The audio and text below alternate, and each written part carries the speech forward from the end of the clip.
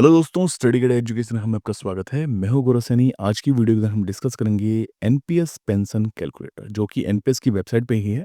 And इसके अंदर आप अपनी पेंशन कैलकुलेट कर सकते हैं डिफरेंट डिफरेंट स्कीम चूज करके। भाई एलसी 50 के अंदर आपकी पेंशन कितनी बनेगी और लमसम अमाउंट कितना रहेगा, एलसी 25 में कितना रहेगा, और गवर्नमेंट बॉन्ड्स के अंदर अगर आप रहते हैं, जो स्टैंडर्ड जो स्कीम रहती है उसके अंदर अगर रहते हैं, तो फिर आपके जो पेंशन कितनी बनेगी और लमसम अमाउंट कितना बनेगा। तो ये सारी चीज़ें हम इस वीडियो के अंदर देखेंगे। एंड एलसी 50 क्या है, एलसी 25 क्या है, वो हम 2 मिनट में मैं फटाफट से एक्सप्लेन कर दूँगा, नीचे अभी देखते हैं, ठीक? और इससे पहले आप हमारी वीडियो ज़रूर देखें कि एनपीएस और यूपीएस में से कौन-सा आपके लिए बेस्ट रहेगा। उसके अंदर हमने अभी जो गज़ेटेड नोटिफ़िकेशन आया था यूनिफाइड पेंशन स्कीम का, तो उसके हमने सारे पॉइंट्स अच्छे से डिस्कस किए हैं।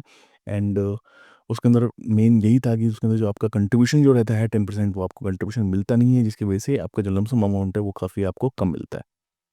लमसम अमाउंट इसके अंदर 6 मंथ की आप सर्विस कंप्लीट करते हैं, तो उसके बाद आपका बेसिक एनडीए का 10% 1/10 वो उस हिसाब से कैलकुलेट होता है और वो आपको मिलता है, ठीक है?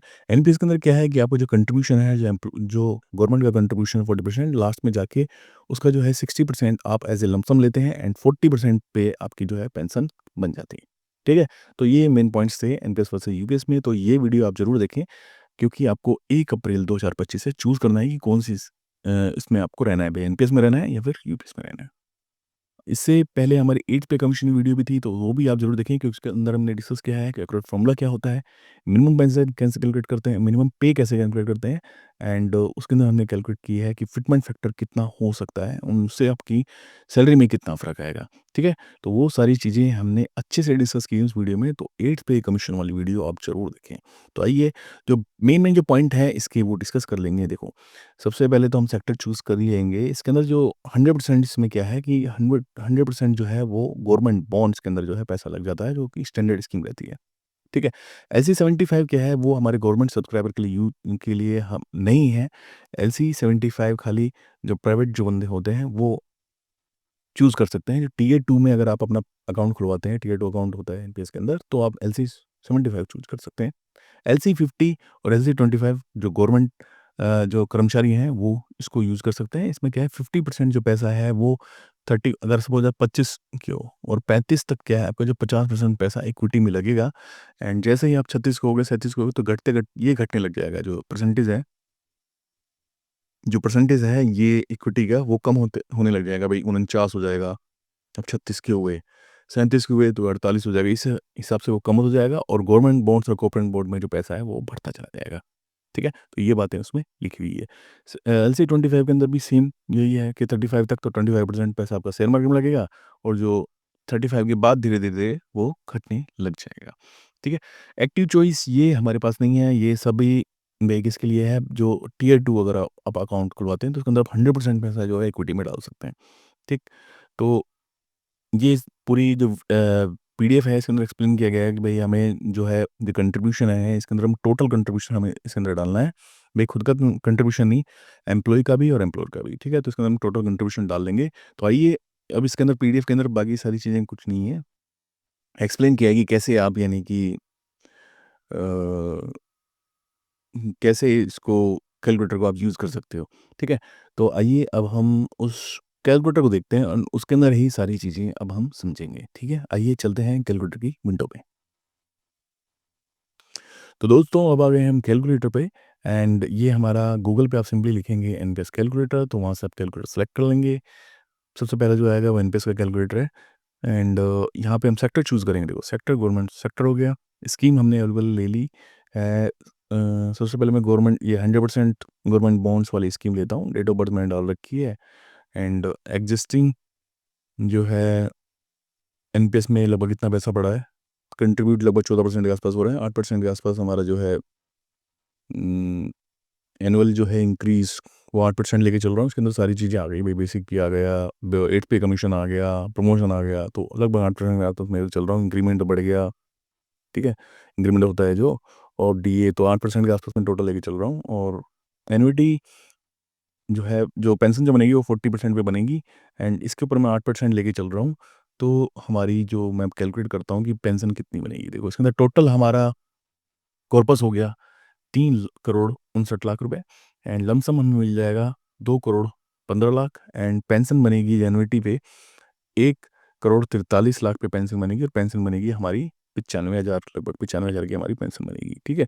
तो अगर आप इस पे रहते हैं तो लगभग इतनी आपकी पेंशन बनेगी, मेरी पेंशन बनेगी लगभग, अगर मैं इसमें रहूँगा तो। इसमें क्या था, डिज़ायर्ड मंथली पेंशन मैंने डाली थी कि यार 1-20 तो होनी चाहिए, तो ये नहीं हो पाएगी। अगर ये आपको करनी है तो मुझे कंट्रीब्यूशन बढ़ाना पड़ेगा 18,548। तो कंट्रीब्यूशन बढ़ाने का तो भाई टियर 1 अकाउंट में अपना ऐसा कुछ है नहीं। अब हम क्या करते हैं, इसको चूज़ कर देते हैं LC25। LC25 मैंने चूज़ कर दिया एंड ये सारी चीज़ें सेम रहेंगी, इसके अंदर कुछ भी चेंजेस नहीं हैं। एनुअल इंक्रीज़ इतना हो गया और अब हम इसको कैलकुलेट करके देखते हैं। देखो, अब हमने इसके अंदर एक देखो एक ऑप्शन और आया था, माई एक्सपेक्ट ऑन इन्वेस्टमेंट। तो एक्सपेक्ट कर रहा हूँ कि इन्वेस्टमेंट के ऊपर कम से कम 9% तो रिटर्न मिलेगा ही। भाई 25% हम पैसा डाल रहे हैं इसके अंदर, तो थोड़ा कुछ तो बढ़ेगा। 9% ला लिया मैंने, लगा लिया मिनिमम तो। एंड LC25 में, क्योंकि मैं मॉडरेट रिस्क लेना चाह रहा हूँ, ज़्यादा नहीं। अगर मैं इसको कैलकुलेट करता हूँ तो फिर देखो 3,97,00,000 जो है वो अपनी पेंशन बन गई है, कॉर्पस बन गई है, पेंशन नहीं।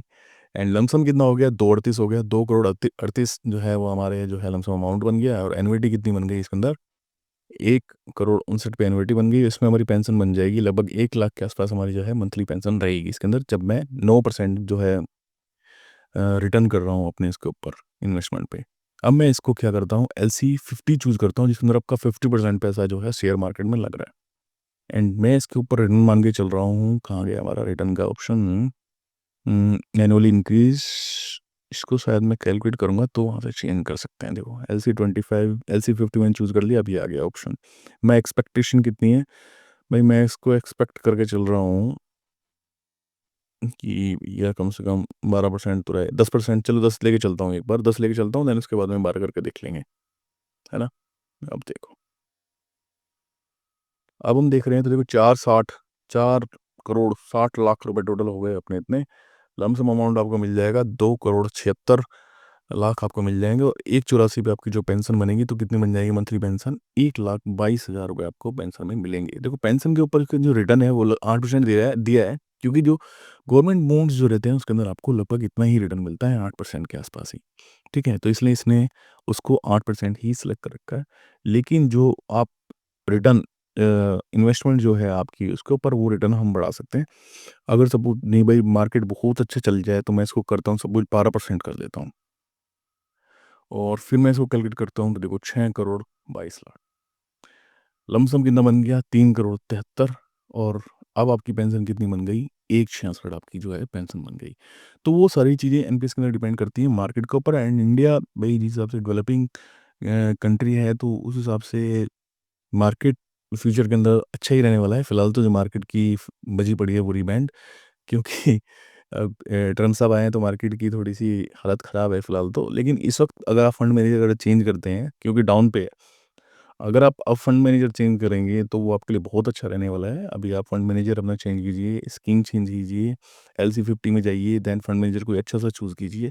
फंड मैनेजर में अभी मैं 1-2 दिन में एक अच्छी-सी वीडियो बनाने वाला हूँ, क्योंकि इसका फंड मैनेजर एक अच्छा आया है, DSP फंड मैनेजर आया है जो रिटर्न काफ़ी अच्छा दे रहा है। तो उसको हम कंपेयर करेंगे, वहाँ से आप देखें कि कौन-सा फंड मैनेजर आपके लिए बेस्ट रहेगा, देन उसको आप चूज़ करके 1 साल बाद जाके देखिए कि आपका रिटर्न 8% है या फिर क्या हो रहा है। 8% से ज़्यादा हो रहा है, नहीं हो रहा, ठीक है? तो वो वीडियो आप ज़रूर देखें कि कैसे आपको फंड मैनेजर चूज़ करना है एंड कैसे आप स्कीम चेंज कर सकते हैं, ठीक? तो इस वीडियो के अंदर हमने सारे फैक्टर्स कंसीडर कर लिए हैं और आप ये कैलकुलेटर को यूज़ करके अपनी कैलकुलेशन देख सकते हैं और फैसला ले सकते हैं कि आपको यूपीएस में रहना चाहिए या एनपीएस में। ठीक है दोस्तों, तो वीडियो को लाइक करें एंड अपने सभी दोस्तों के साथ इसको शेयर करें और चैनल को सब्सक्राइब करना तो बिल्कुल ना भूलें। तो please like, share and subscribe our channel study गीड़ा। थैंक यू दोस्तों, बाय बाय।